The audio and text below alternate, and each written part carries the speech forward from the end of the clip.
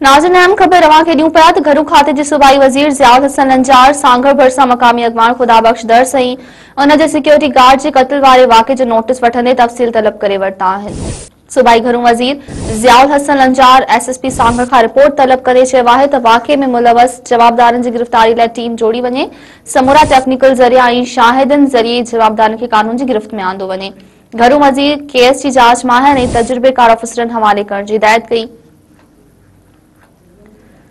नाज़रीन एक भेरो ॿीहर अहम ख़बर खे ॾियूं पिया त घरू खाते जे सूबाई वज़ीर ज़ियाउल हसन लंजार सांगड़ भरिसां मक़ामी अॻवान ख़ुदाबख़्श दर से उन जे सिक्योरिटी गार्ड जे क़त्ल वारे वाक़े जो नोटिस वठंदे तफ़सील तलब करे वरिता आहिनि।